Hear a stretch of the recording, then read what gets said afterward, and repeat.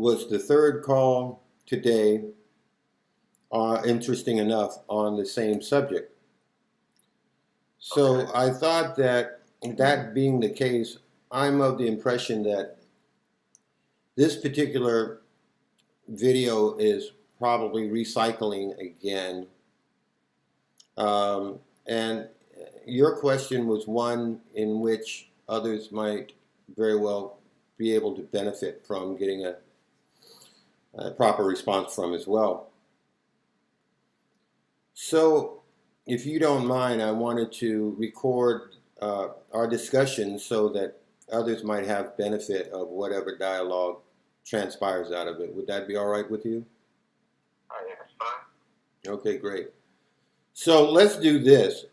First, identify in full how you would like to be recognized as, if you could give me your full appellation and title.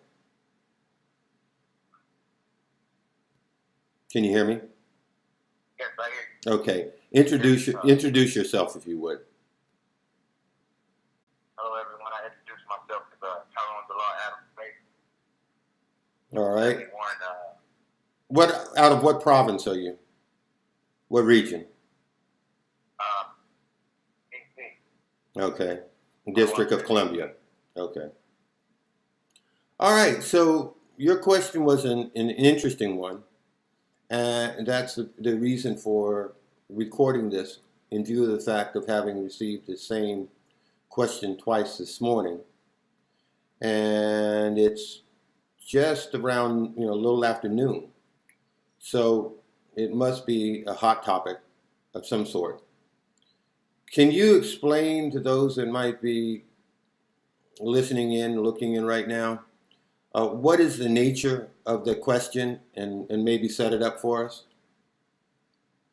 Yes, the question I had was, I was watching the Moorish Directory, I believe it was episode 6 on YouTube, and the Canaanite Moor from Canada and the other Moor from the Great Seal was speaking, and they got on the subject of a European who's been walking around, who's well knowledgeable of the fact of the Prophet Noble Ali and the message that he was sending to the people, and he wanted to come from under the U.S. U.S. label because he recognized what it is, and he tried to become a member of the Moorish Science Temple and couldn't. And so he walks around with a fez and follows the outline that the Prophet put in place for us. Paperwork back, and they sent my money back. I got my Moorish paperwork back, and they sent my money back. As you can see right here, they sent my money back, and they said, "It is with great disappointment that I must return your writs to you for the following reasons. It has come to our attention that you are of European descent. This proclaiming of nationality is for the Moors of blah, blah, blah, blah, blah. In other words, I'm not black, so they won't help me. They won't process my paperwork." And that's actually total bullshit. I mean, there's plenty of white people that claim Moorish nationality, and besides, I'm a Neanderthal hybrid, which means that I'm indigenous to the Yucatan Peninsula at the temple. And I was trying to get some clarity on is that possible? Because through what we learned, Prophet states that Christianity is their religion. That's how they honor their forefather and mother. And Islamism is ours. That's how we do honor our forefathers. I was just trying to get the clarity on how can you walk around legally and do so. Well, have you seen the video of the young man that was upset because he was unable to be credentialized? Say again? Have you seen the video of the young man who was somewhat upset because he was not able to be credentialized? No, I haven't seen that. Right? Okay. Well, I'll put on a clip of that because that may very well be where this is spawning from. And just as a fill-in, what transpired there was that he sent in his documentation and for going through the process of proclaiming one's nationality. And his documents were returned to him with a civil letter that was explaining that it had come to their attention that his lineage was that of European. And so, unfortunately, his request was denied. All right? And he was very upset and animated regarding the rejection. And it was very emotional and probably used some language that, you know, in retrospect, I would suspect as a thoughtful individual, he probably, I think, would have regretted utilizing, perhaps. But his position is that he should be allowed to nationalize in view of him understanding the genesis of his people. And off of that rests the interesting discussion, actually.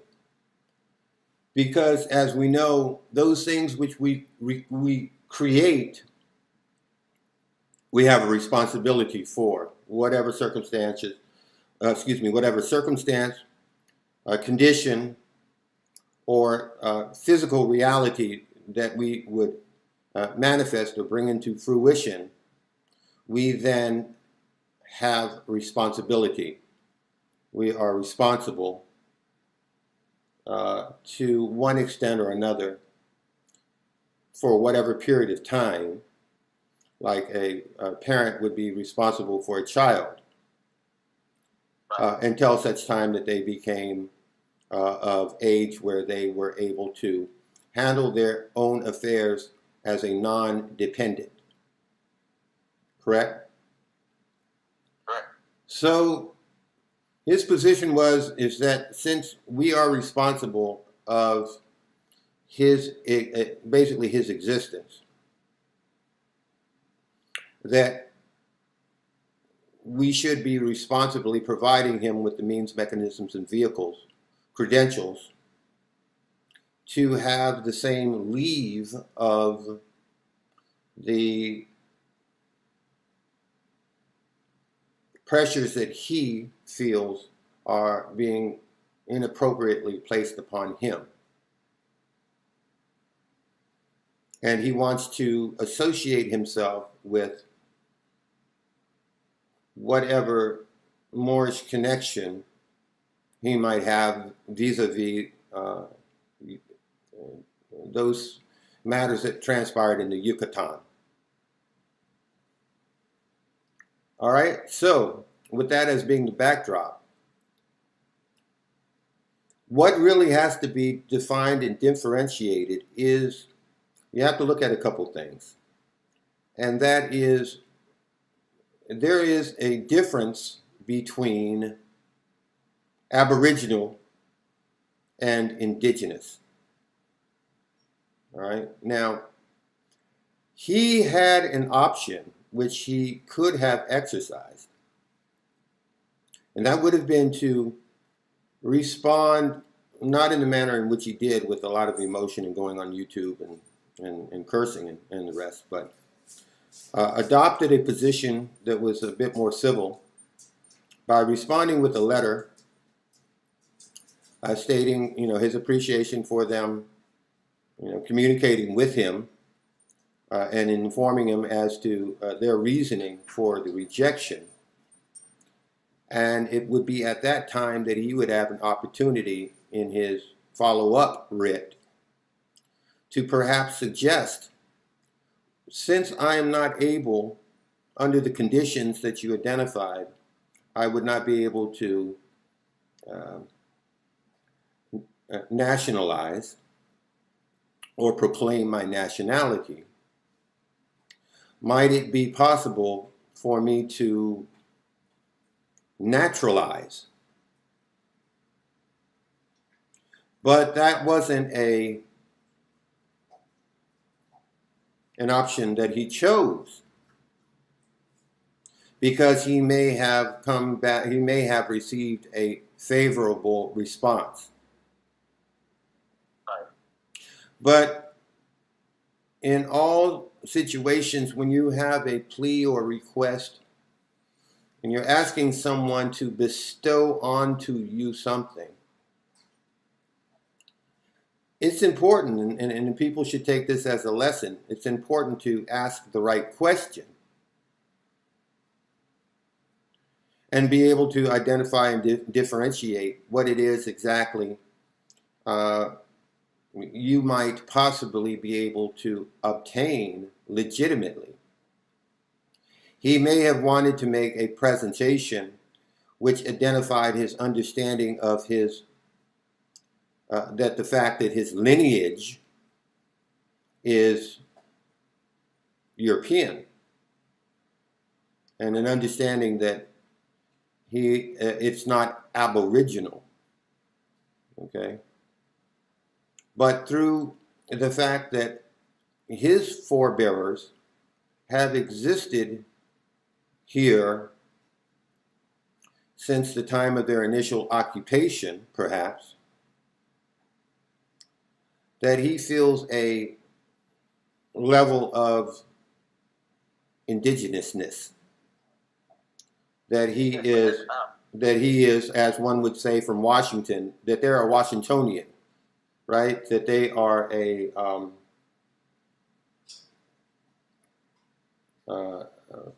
from Washington. Now we have to take into account too, and not to cut you off, but just to finish up the point and thought, and that is that we know there is no such thing as 100% pure anything anymore. Everything to a certain extent has been amalgamated. Now when the prophet is talking about I'm not going to try to quote verbatim, and I don't have in front of me to give it justice. So I'll paraphrase that when the prophet was talking about us not assimilating into their community, it's not necessarily, and that's open for debate, stating that there's not a means or a process by which they cannot be refolded back into ours from which they came. Because we are not to assimilate or give up our estate and claim to heritage, lineage, genetics, hereditament, and all which comes with those blood facts, and that we are tied to this land by blood. But there may be, in fact, means and mechanisms, vehicles by which we can responsibly find shelter and safe haven for those individuals who, in earnest, sincerely wish to begin that arc of change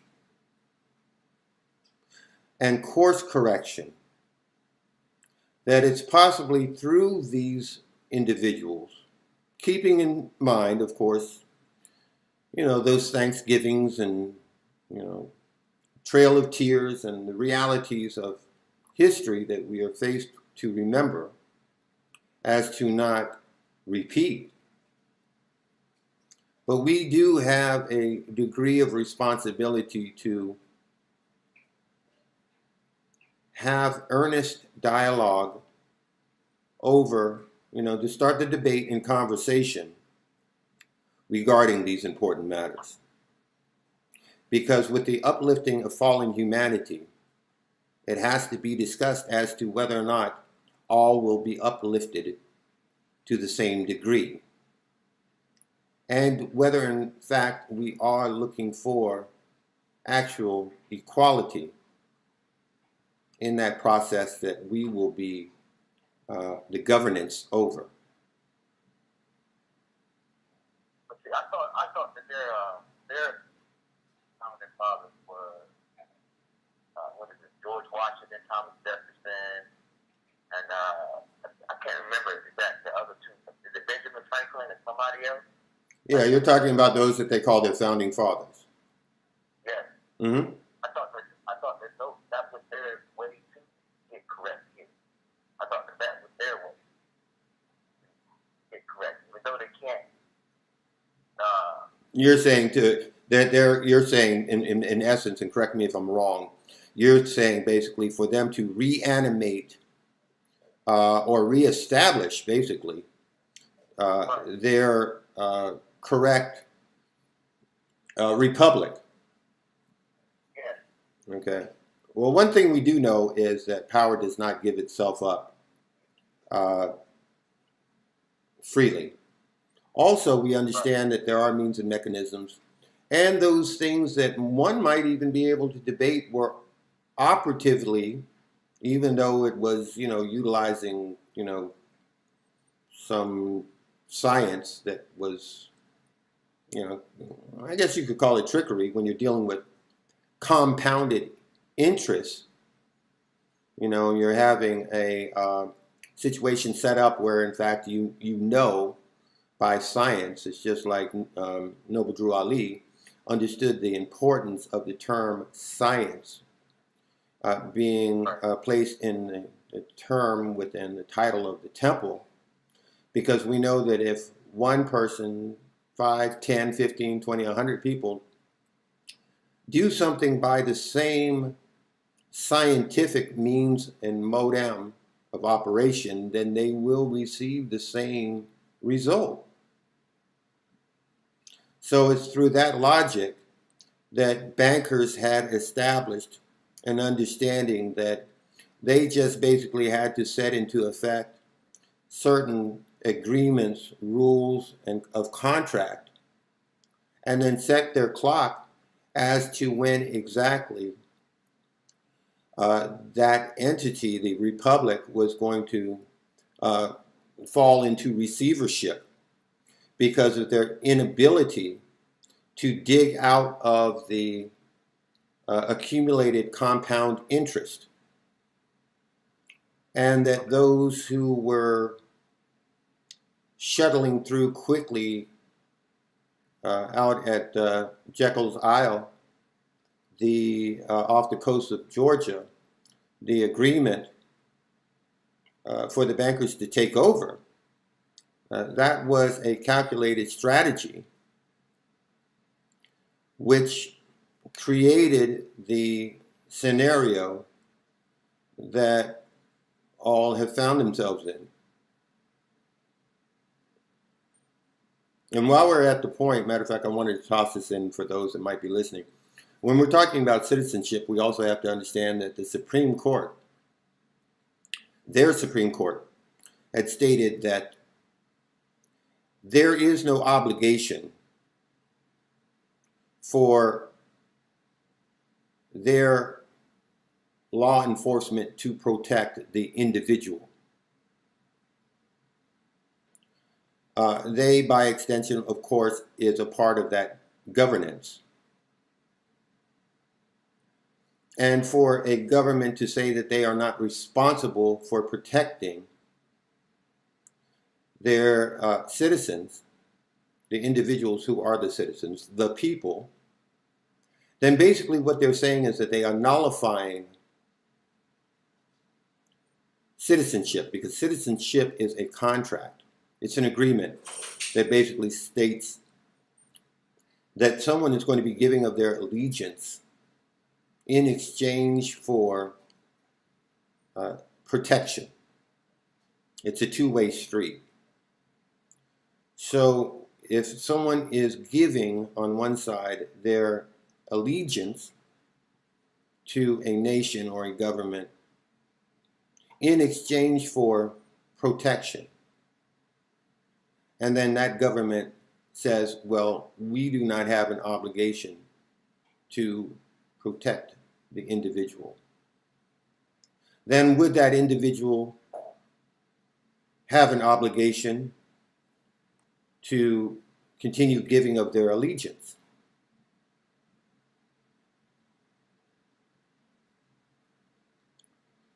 So this might be part of what the young man was thinking about also, is possibly that he may have come to an understanding, may have finally come to the resolution and understanding, the comprehension that perhaps he's not a citizen of anything,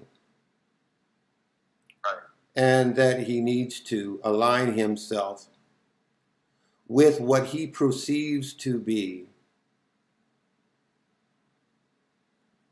a coming forward of circumstances by which he might be able to better himself by aligning with.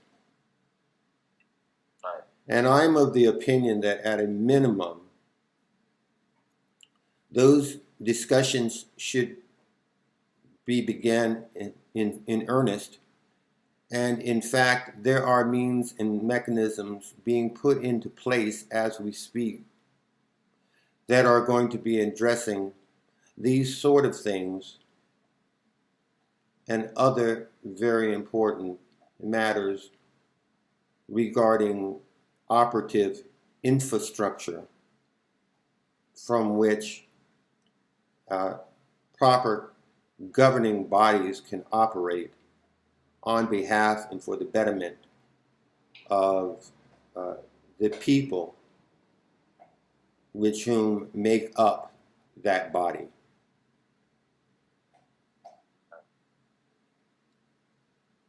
So did any of those explanations or anything within it fall short of giving you the information that might have, satisfied your question?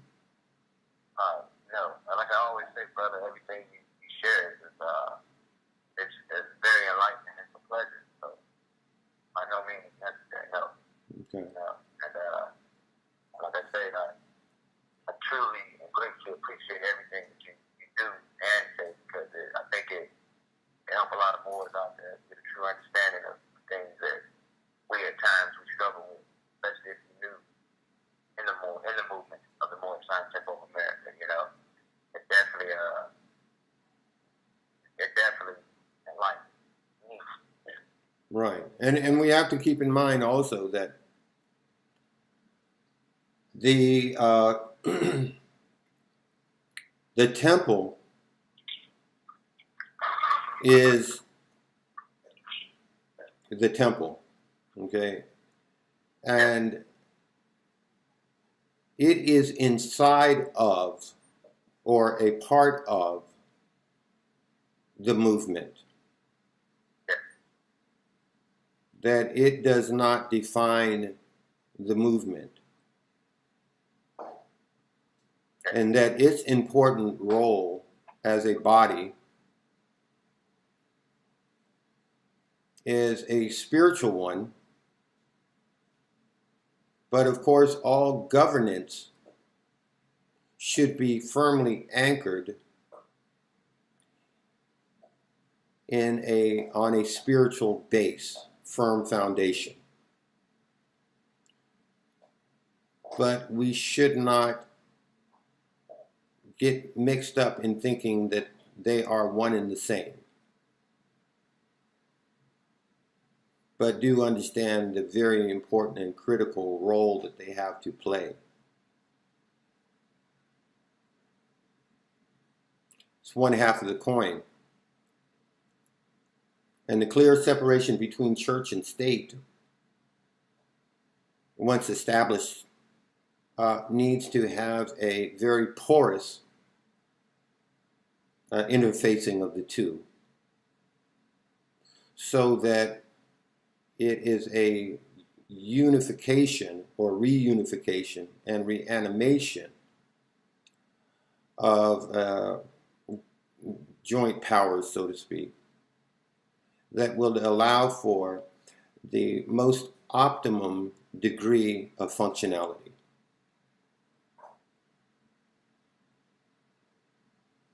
So there are those ways and means being put into place as we speak to deal with those types of issues, the issues regarding the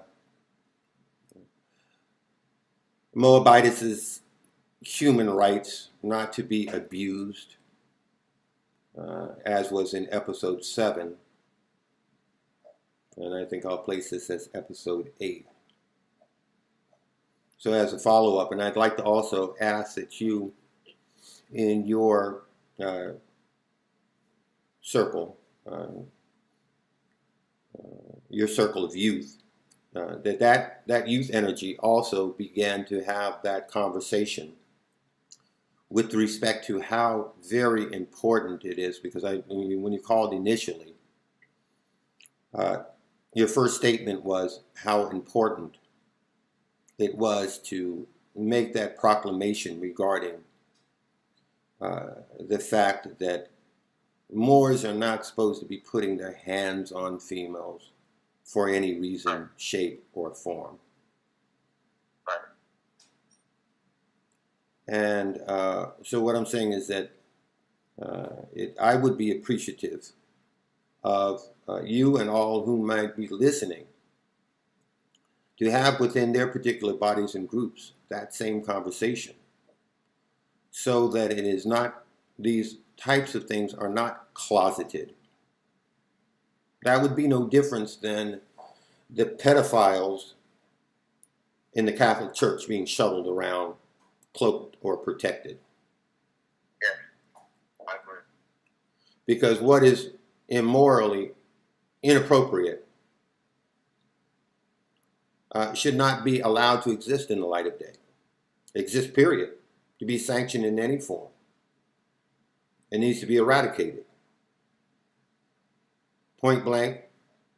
And without, any sort of hesitation or consideration of anything other than that. No, ambiguousness. Just, it will not be tolerated, as well as no means no. And you're not to bring physical harm to women.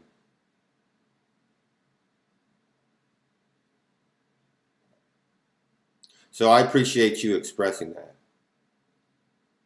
And once again, I thank you for everything, brother. Because like I say, every time I speak with you, I leave with a smile on my face. Because the knowledge that the energy that you put out is amazing.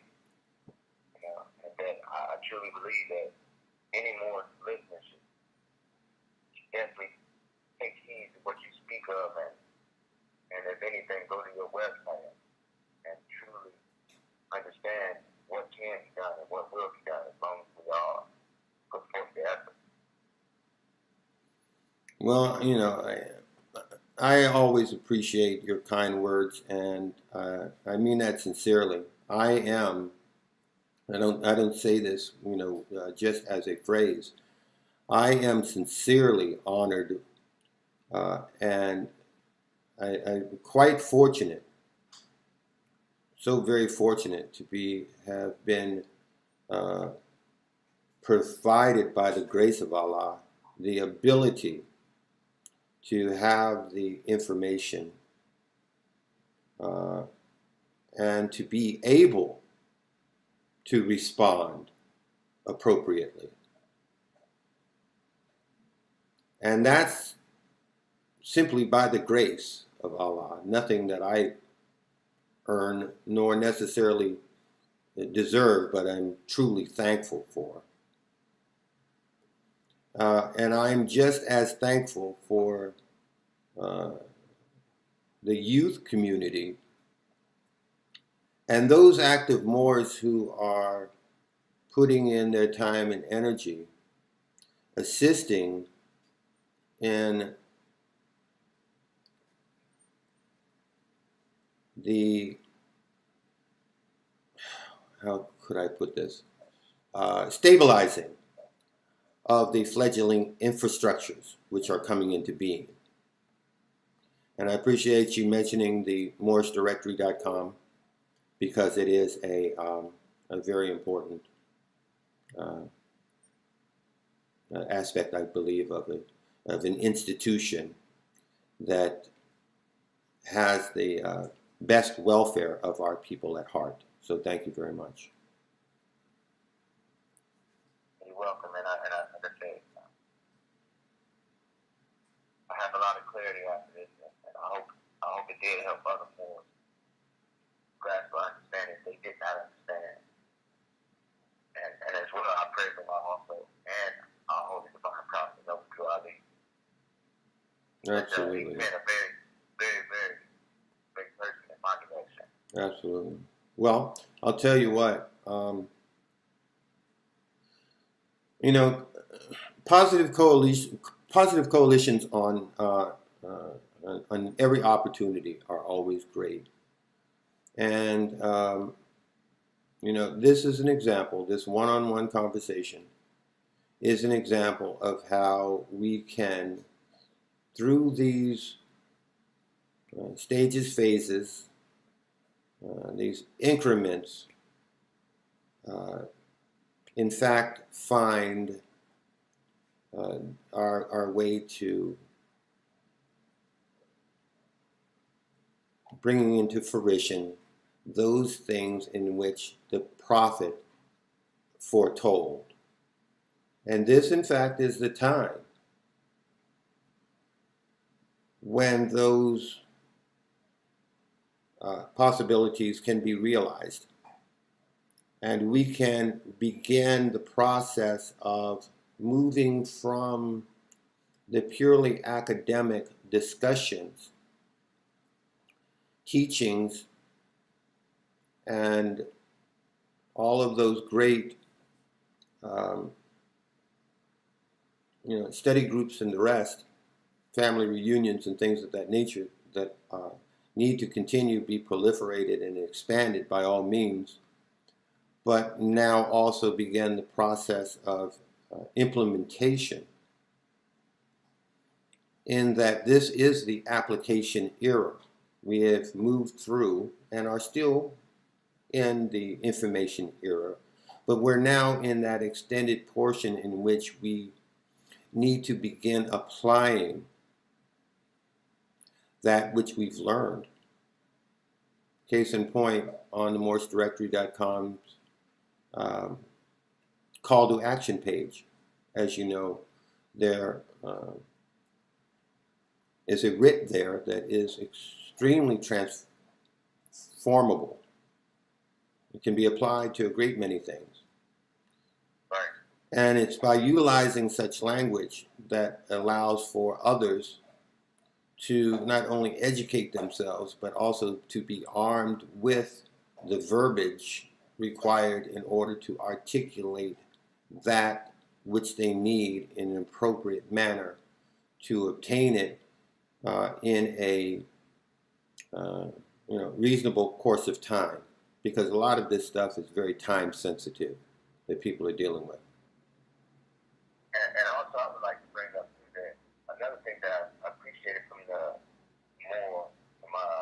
Moors, from the Great Seal and the Canaanite Moors, was that the fact that they're policing these road Moors that they see out here, misleading and taking the movement and dirtying it up. And I think that needs to be done on a more constant basis, because that's one way we're going to truly head in the right direction, by policing those that are trying to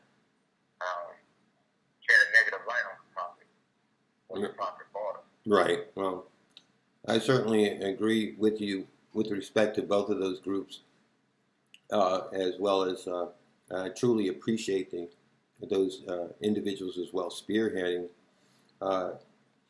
those coalitions, and of course have an extremely high degree of respect and appreciation for such people as Sheikh, our brother Kujo Adwo El in Canyonland, and as well as the sisters that give of their energies consistently by way of their blog talk radio program,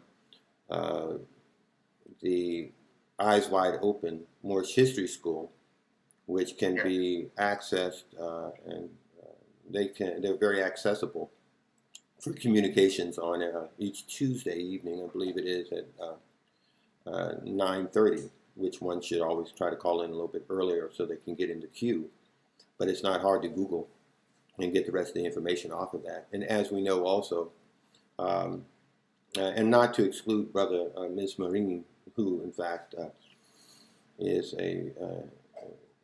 another one of those constants there, providing of his knowledge and information and energies. And of course that is an extension, in my opinion, of R.V. Bey publications.com, which our dear sister Roz Mariah has proven the manner in which our positive institutions can take root in our community and act as a template and example as to how it's done right.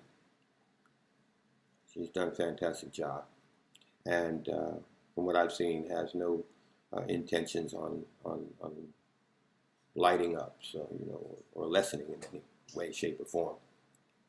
And I appreciate you acknowledging that. Okay. All right. Well, I'm going to go ahead. I've got a few things that are actually somewhat time sensitive on this end as well. And I need to make a couple calls back that I saw were coming in.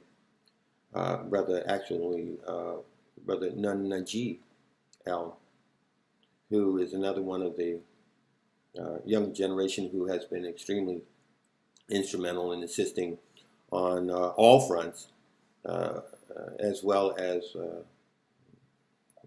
Sister Charisse. And matter of fact, the two of them have been doing a fantastic job with ActiveMoors.com, as well as Active Space, and dealing with those strengthening and stabilizations of the Moor book operations, which are going to be expanding in a more user-friendly way in the very near future. And we have really high hopes with respect to that. So you can expect to be seeing some really fantastic things coming out in the very near future. Okay, and like I said, I really thank for everything Brother Jonathan said, and I hope you continue to prosper, and may Allah in the process hear you. Well, thank you very much. Thank you very much, and you as well. Until next time we speak, you continue to prosper as well, and I wish you peace and love, brother. Islam.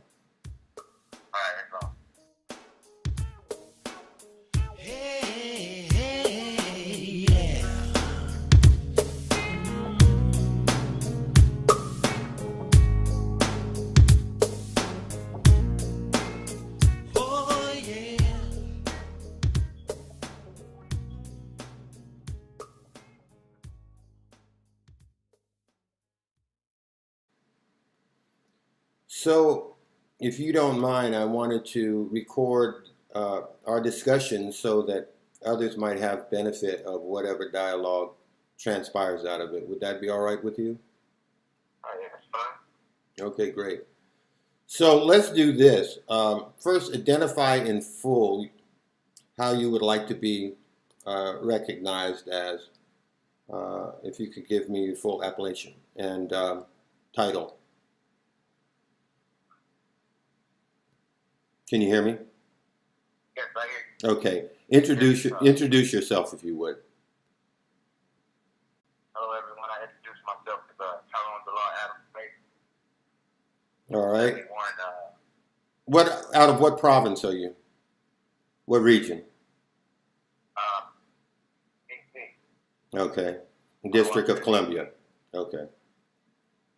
All right. So your question was an interesting one, and that's the reason for recording this in view of the fact of having received the same question twice this morning. And it's just around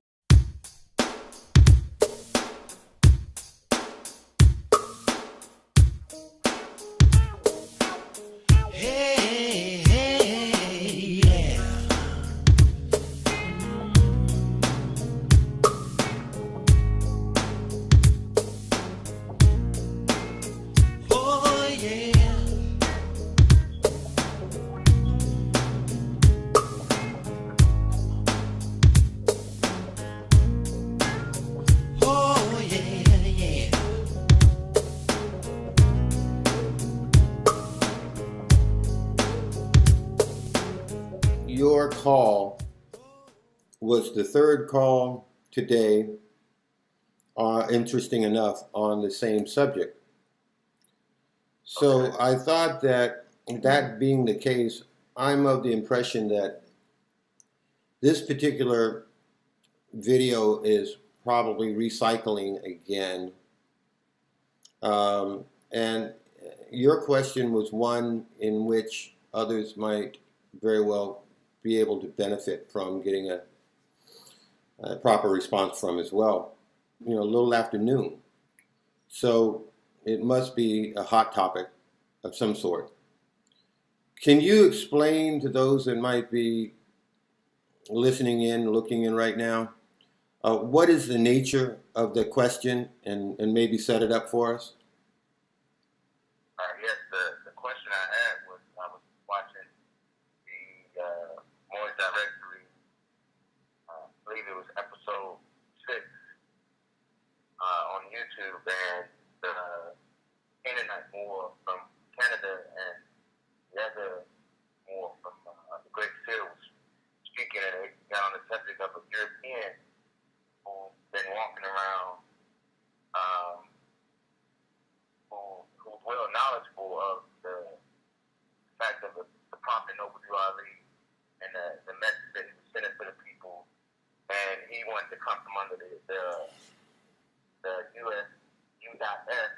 label because he recognizes what it is, and he tried to become a member of the Moorish Temple and couldn't, and so he walks around with a fez and follows the outline that the prophet is their religion. That's how they honor their forefather and mother. And Islamism is ours. That's how we do honor our forefathers. I was just trying to get some clarity on how can you walk around legally and do so. Well, have you seen the video of the young man that was upset because he was unable to be credentialized? Again? Have you seen the video of the young man who was somewhat upset because he was not able to be credentialized? No, I haven't seen that. Right? Okay. Well, I'll put on a clip of that because that may very well be where this is spawning from. And just as a fill-in, what transpired there was that he sent in his documentation and for going through the process of proclaiming one's nationality. And his documents were returned to him with a civil paperwork back, and they sent my money back. I got my Moorish paperwork back, and they sent my money back. As you can see right here, they sent my money back, and they said, "It is with great disappointment that I must return your writs to you for the following reasons. It has come to our attention that you are of European descent, this proclaiming of nationality is for the Moors of blah, blah, blah, blah, blah. In other words, I'm not black, so they won't help me. They won't process my paperwork. And that's actually total bullshit. I mean, there's plenty of white people that claim Moorish nationality, and besides, I'm a Neanderthal hybrid, which means that I'm indigenous to the Yucatan Peninsula at the temple. And I was trying to get some clarity on